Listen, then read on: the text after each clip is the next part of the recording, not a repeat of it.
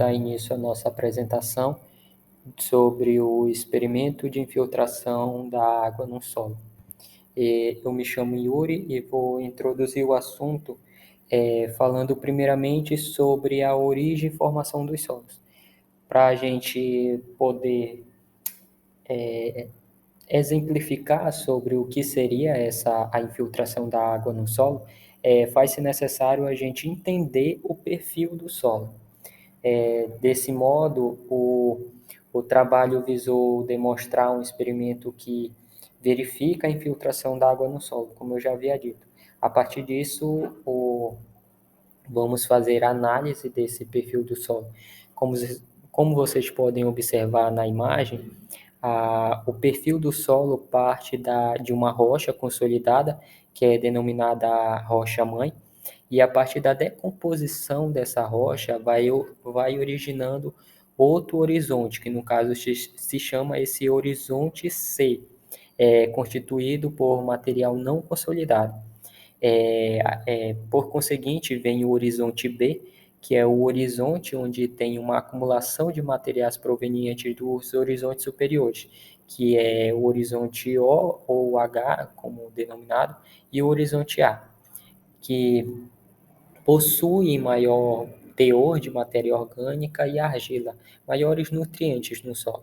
O horizonte B nada mais é do que uma mistura dos horizontes superiores com alguns materiais não consolidados ainda da rocha-mãe. No caso, vamos partir para cima agora sobre o horizonte O ou H, que é o horizonte que predomina os restos de matéria orgânica. No caso, é aquela camada bem fina mesmo, onde tem resto de folhas, galhos, supondo que estamos numa área de vegetação. E a partir disso, quanto mais se aprofunda nesse solo, a gente pode observar a diminuição desse teor de matéria orgânica. Assim como vocês podem observar no horizonte que possui cores mais claras e é de onde começa a surgir argilas e outras partículas mais finas que foram lixiviadas pela água, a partir dessa percolação da água no perfil do solo.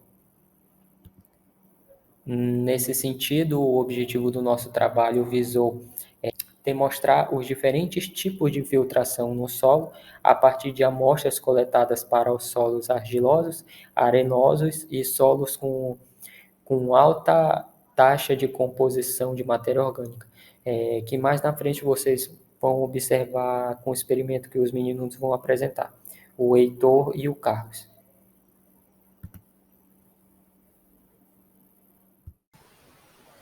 Bem, dando continuidade aqui ao que já foi dito, a gente vai falar agora um pouco sobre prospecção do subsolo. Geralmente, nessa etapa, você vai fazer um planejamento, e aqui a gente separou quatro fases dentro desse planejamento que seria interessante seguir. A primeira vai estar relacionada à compilação das informações existentes, relacionada ali à estrutura, por exemplo, que basicamente você vai fazer a coleta de informações relacionada a como vai ser o tipo de estrutura a ser construída e algumas ponderações futuras, vamos dizer assim, como por exemplo, você vai pensar como essa estrutura ela vai reagir com o solo posteriormente no futuro. A próxima fase seria relacionada à coleta de informações existentes para condições do subsolo. Aqui é interessante ficar atento porque já podem existir algumas informações sobre o solo ali naquela região. Por exemplo, se você tiver mapa geológico daquela região, ou então alguns órgãos públicos podem ter já informações sobre o subsolo daquela região. Mas é claro que essas informações elas são apenas adicionais e elas não vão substituir o processo próprio de sondagem no terreno. A terceira fase vai ser a investigação detalhada do local. Aqui vai ser justamente aqui o processo de sondagem. Você vai no local, faz os furos, coleta amostras e posteriormente você vai para o laboratório realizar alguns experimentos. E por fim, a quarta fase vai estar relacionada ao reconhecimento de construção proposto. Aqui o engenheiro, o responsável técnico, é interessante que ele vai inspecionar visualmente o local e também a área ao redor, para ele ficar ali atento justamente a algumas questões. Por exemplo, em muitos casos, essas informações coletadas vão ser inestimáveis para o planejamento futuro. Como, por exemplo, você estar atento à natureza da drenagem do solo. Vamos supor, por exemplo, um empreendimento de transporte, uma obra de transporte dentro de uma cidade, como por exemplo uma rua. É interessante você estar atento a qual tipo de solo você está lidando, porque como a gente vai demonstrar no experimento, você vai ter diferentes tipos de solo com diferentes índice de vazio, com diferentes graus de permeabilidade, vamos dizer assim. Ou então até mesmo, por exemplo, uma construção de uma estrada para uma zona rural. Se você tiver essa estrada com um terreno com solo mais arenoso, ele vai ser preferível em tempos de chuva do que um terreno com solo, do que um solo com do que um solo argiloso, porque o solo argiloso em períodos chuvosos ele vai criar lama, o que vai acabar dificultando o fluxo no local. Bom, falando um pouco aqui de limite de consistência, mas afinal, o que é consistência de um solo? Bom, podemos dizer que a consistência está relacionada ao estado físico de um determinado solo e ela se encontra devido à presença de umidade. Então, para quantificar a consistência em que o solo se encontra, é realizado um ensaio de compreensão simples, né? Simples, em que um corpo de prova cilíndrico do solo, com o resultado obtido, o solo é classificado quanto à sua consistência, conforme apresentado na tabela abaixo. E aqui da tabela a gente consegue observar que um solo com resistência à compressão mais alta apresenta menor consistência, e o solo com resistência à compressão mais alta apresenta maior consistência. Aqui dessa outra imagem a gente vê, né, que o limite de Atterberg, né, ou limite de consistência, são métodos de avaliação da natureza de solo, né, que foi criado pelo mesmo. E através de uma série de testes e ensaios é possível definir o limite de liquidez, o limite de plasticidade e o limite de contração de um solo, que é basicamente o que está sendo expressado aqui nessa imagem, de forma bem resumida. E aqui nessa outra imagem, a gente usa que para obter esses limites, temos os ensaios, né, normatizado pela ABNT. No caso, a norma 6459, ela trata dos procedimentos para determinação do limite de liquidez, e já a NBR 7182, ela trata dos procedimentos para determinação do limite de plasticidade, mas o detalhe desses ensaios, eles serão abordados mais adiante no decorrer do curso. E quanto aos índices físicos, nós temos que são índices que analisam as relações entre os elementos que compõem o solo e também as relações entre as suas proporções, porque por suposto que o comportamento desse solo vai depender muito das proporções que cada elemento possui na sua composição. E temos também uma relação entre as fases que esse solo está.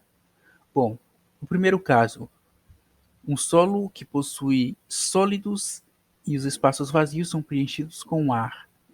No segundo caso, sólidos e os espaços vazios são preenchidos com água. Quando todos os espaços vazios são preenchidos com água, nós temos um caso de saturação do solo. E no terceiro caso, sólidos e os espaços vazios preenchidos com água e ar. Esse é um caso misto, onde temos essa mistura dos dois primeiros casos. E aqui nós temos uma imagem em que podemos definir como branco a representação das partes sólidas, a parte mais escura a representação da água, e a parte ali mais clara do que a água é os espaços ocupados pelo ar. Temos esses 4 índices que podem ser alcançados diretamente por experimentos em laboratório, que são teor de umidade, peso específico do solo, peso específico da água e peso específico natural. E os outros casos, os outros índices são alcançados através de relações que fazemos entre esses que conseguimos alcançar diretamente em laboratório. Bom, agora dando continuidade, nós vamos fazer um experimento que vai analisar a infiltração da água em diferentes tipos de solo. E para isso a gente trouxe aqui 3 amostras de solos diferentes.